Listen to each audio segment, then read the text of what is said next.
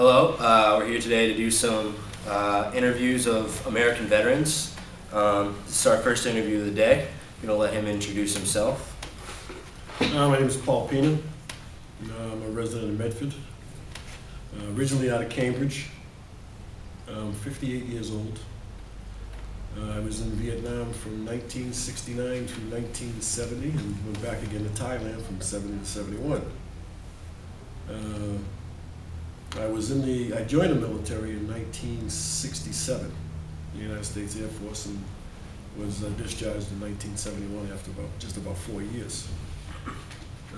After the military, I went to work for the Polaroid Corporation in the security department. And 2004, after 32 years, I left there as a corporate security manager. And since, I've been retired. Okay. Why did you originally join the service? Were you drafted, and how old were you? I was 18, and right out of high school I had a job as an auto mechanic, but the dealership that I worked at went out of business. And I was getting draft notices from the Army. So I didn't want to be in the Army, so I went and I enlisted in the Air Force, because to me, you get a better education coming out. You get something you can use afterwards. Yeah. And so in November, I left and went to Amarillo, Texas for basic training. From there I went to, after 8 weeks of basic, I went to tech school at Wichita Falls in Texas for 15 weeks of aircraft mechanics training. After that, I was assigned to Loring Air Base up in Maine. And after about 8 months up there, I put volunteer statements in to go overseas. That's when I went to Vietnam. Did your parents have an opinion of you joining the military? I was raised by just my mother. I have 4 brothers and 4 sisters. And she was kind of scared because in the 60s, Vietnam seemed to be really escalating.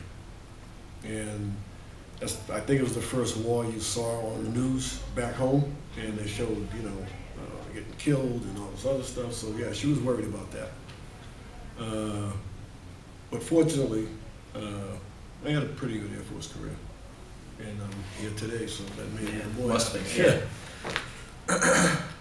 yeah. Did you have any culture shock or any strange experiences meeting people from all over the country when you went off to basic training? First of all, going into the military was like a culture shock. Yeah. I mean, it's the disciplinarian thing, following orders, that kind of military stuff. And once I did go in, found out a lot of racism and discrimination in the military. And that's from officers on down to your fellow GI. But that was also, still right around the civil rights issues back in the 60s. Mm-hmm. But I never saw it. Being from up north, I never saw it like you find in the military. You find back then, a lot of racism in the military against blacks, Hispanics, Native Americans, the Indians. So that was kind of, at 18, I was kind of taken aback by that, because I'd never experienced anything like that before. But and even in Vietnam, they brought the same racist culture over there. They used to tell stories to the local people about, don't go near this one or that one there because certain things are going to happen. People are going to grow tails and all that kind of crap. But they treated the Vietnamese the same way, as there was racism against them too.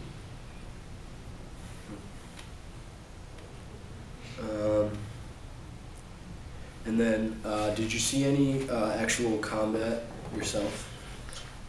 No. Being in the Air Force, we weren't, we didn't go out in the jungle and all that stuff. We were mainly confined to the air base, because we took care of all the planes. From the air, flying, seen a couple of things. But nothing like a regular combatant.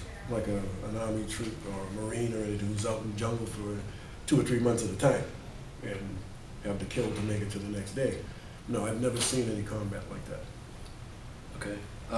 Did you, what was your, you said you were an aircraft mechanic. Did you have a specialty within that field? Like I know my father, for example, had a specialty within his aircraft. I was airframe, Yeah. which was everything except for the engine. Mm-hmm. Although we got into doing engine work too.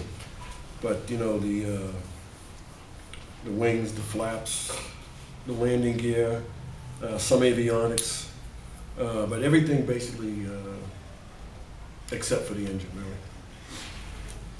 Okay. Where you were stationed in Vietnam, was that a hot spot or was it kind of away from? Well, no, it was, I was up in the 2-corps area. I don't know if you know how they broke it down. They had I-corps, 2-corps, and 3-corps. Mm-hmm. I-corps was south, which was down around the Mekong Delta, Saigon and that area. Then up further north, you had this 2-corps, which was the Central Highlands. And I was at a base called Phuket. And then when you got above Da Nang, that was the 3-corps area where it got really rough, getting closer to the DMZ. Okay. Did you believe in what the United States was trying to do over there? At first, you know, back then, your government couldn't do wrong. But once going over to Vietnam and seeing what was going on, yeah, I believed in what they were doing. But after a certain amount of time, you know, your eyes start to open up on what's going on around you, what you see and what you hear. And it all seemed to be about money. Yeah. Military complex, the industrial complex, you know, everybody back here making money off of the war. GM, chemical companies, all that kind of. So my view, which was the view of a lot of others like me, was it was just a money thing. It's interesting. Did you meet many Vietnamese people while you were there, and any thoughts on them? Only those that worked on the camp, because in the Air Force we were not allowed really to go to the villages. We could fly from one base to the other, but not really mingle with the populace. There was people they hired to work on the base, like doing laundry and sweeping the streets and that kind of stuff. And you know, they were just people like we were. You know, they just wanted to be left alone. Until we had what they call a sapper attack. These are Viet Cong coming with satchels trying to blow up different parts of the bases. And there was a few of them that were killed. And anytime there was a KIA, the base commander has to go and review them. Well, one of them was his houseboy that was killed. And he worked in this guy's office every day. So you really didn't know what you were dealing with as far as the people, because it was a guy that was cleared to come on the base, worked in the headquarters, came in at night with satchel trying to blow up part of the base, and he was one of the Viet Cong that was killed. So it's very hard to say, to determine who was who, because they all wore the silk pajamas type clothing. They all had those straw hats on, so you really didn't know who was who. If you saw one on the base, you figured they were okay because they're cleared to come on the base. But when you start finding them in the killed and you know, coming in as a sapper and getting killed, and there's a guy that works in your office every day, you know, you kind of got to think about that. Yeah. He may have been exposed to a lot of confidential kind of plans. You don't know. You could be reading everything under this.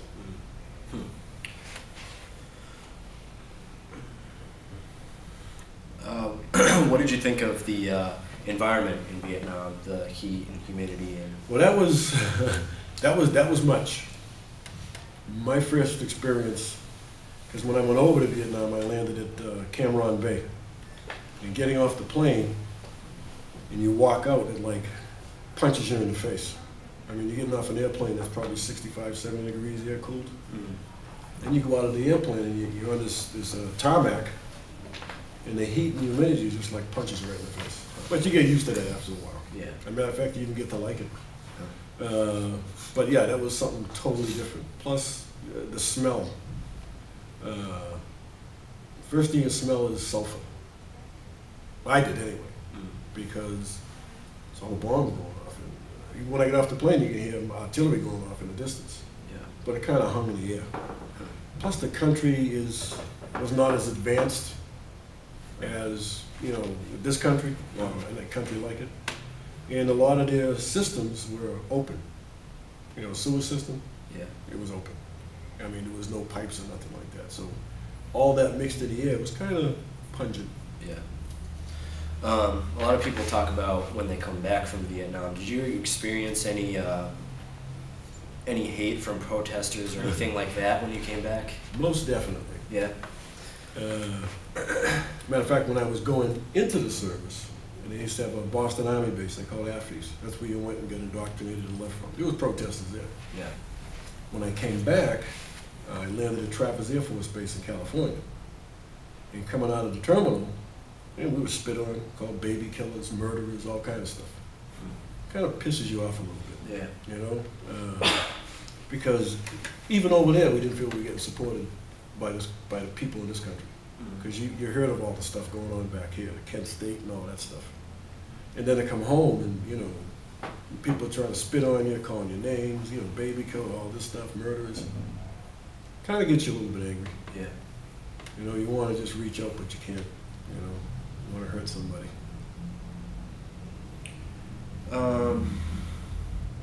Did you make any close friends while you were there, or any close friends from back home that got killed in Vietnam? Well, there was one friend of mine. He was in the Army, and we happened to be home on leave together before we went to Vietnam. And he was always talking about getting zapped, getting killed.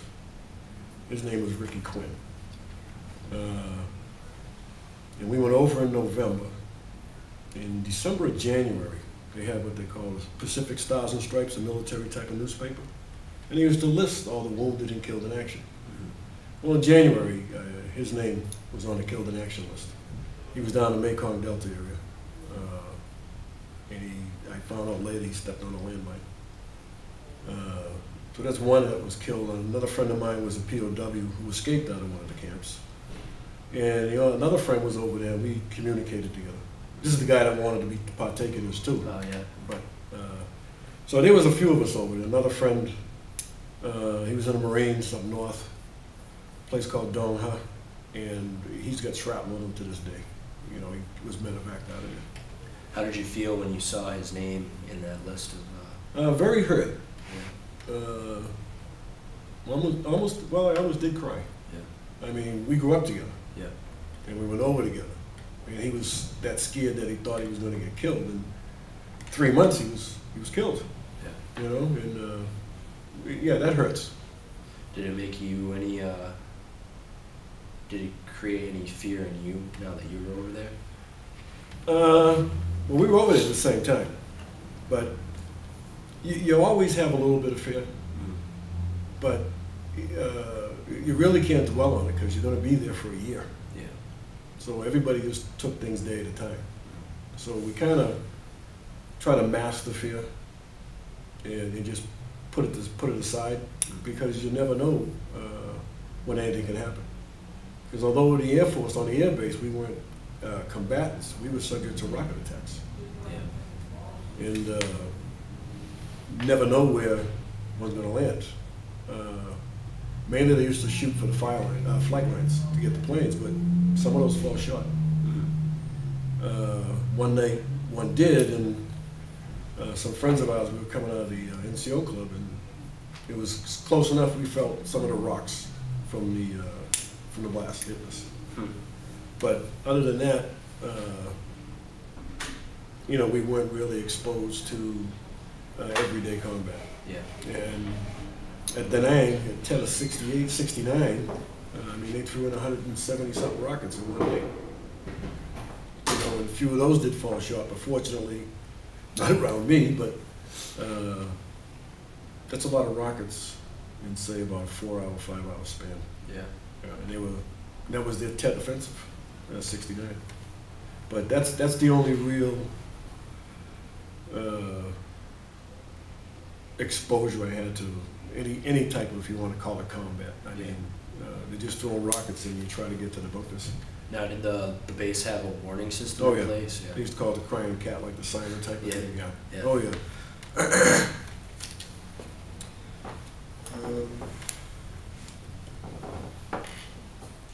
Were there a lot of drugs prevalent in Vietnam while you were over there? I think prevalent's a mild word for it over there. It's all over the place. Yeah. It's in one of the, at the time, one of the most drug-infested areas in the world. I mean, Burma, Malaysia, and Thailand is called the Golden Triangle because of the drugs. It's those three countries. The opium. Yeah. And marijuana grows, you can walk down the street and pick marijuana over there. That's no biggie. Mm-hmm. The cab drivers, the houseboys, they'll sell it to you. I mean, it's all over. You couldn't help but see it and be exposed to it. I mean, there had to be probably half of all the GIs over there were doing something. Huh. And much more powerful stuff that's over there. Right. Because that's where it came from. Right. Yeah, I mean, Cambodia, Thailand. I mean, it was like a drug center of the world. I mean, you go into a drugstore and tell them what kind of pill you want, put a nickel on the counter, and there you got it. So it was prevalence of a mild word for it. Do you have any regrets about going to Vietnam yourself? Not really. Only that the support that we got from this country at the time, we didn't have any. Mm-hmm. And, you know, the way we were treated when we came back. I'm just glad the troops now are more supported than we were in Vietnam. I mean, it's 180 degrees different. I support them. I don't support the war. I support them because they're exposed to it on a daily basis. You know, never knowing what's going on. IEDs, snipers, you know. So they're the ones that need the support.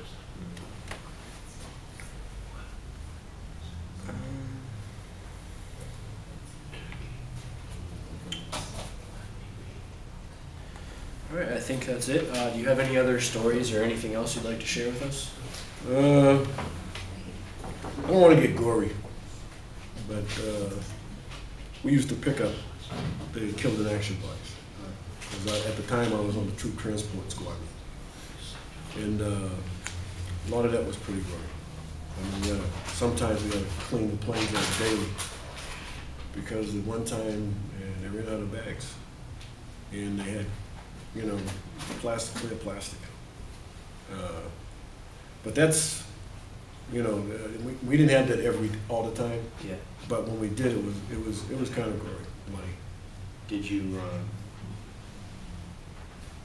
you become accustomed to it, or did it affect you every time you did? No, you become accustomed to that. Yeah. I mean, picking up the killed in action, I only did it a few times. But everything over there, you get accustomed to, because you don't have a choice. Right. You know, and like I said, you're there for a year. But you get used to being in that situation. You know, you're always watching your back, but you get used to it, because you never know what's going to happen. Like the My Lai thing. That was, the way they handled it to me was a farce. They needed a scapegoat.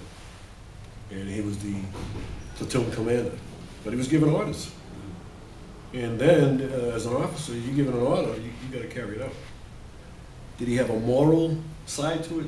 Yeah. Knowing what they were doing? Yeah, maybe he could have refused to do it. But you get into the morale type of thing, where if he refused to do it, what are the rest of the troops going to do? Mm-hmm. But yeah, it was wrong. But I don't think he should have been treated the way he was. I mean, there was other people higher up that ordered him to do what they were doing. Mm-hmm. But he was the only one pinpointed. Really, I mean, this other captain who was from this area too was his commandee, but they didn't really get on him as much as they did on Lieutenant Kelly. Mm-hmm. So you know, and there was a lot of those things going on at the time, not just on the United States side. Yeah. The part you didn't hear was on the VCNVA side. They were doing the same things. Going into villages, doing it to their own people. So, but the press only exposed what the U.S. was doing. And so everybody thought that only the U.S. troops were doing this. No, it was happening on both sides. They were doing it as well as anybody else. And it's, at the time, it was out of war. I mean, like I said, you don't know if there's good Vietnamese people, don't get me wrong now, but you don't know if they're Viet Cong. Yeah, you don't know. And, you know, at night, they ruled the night. And like I said, the one on the base, this cat worked on the base, but they found him he was killed in a sapper attack. He was with the Viet Cong. So, you know, but both sides, a lot of those things, all those atrocities happened. You just never heard about the other side. Now, were you able to receive news and information while you were there, or did you get a lot of your information about what was going on in other places in Vietnam when you got home?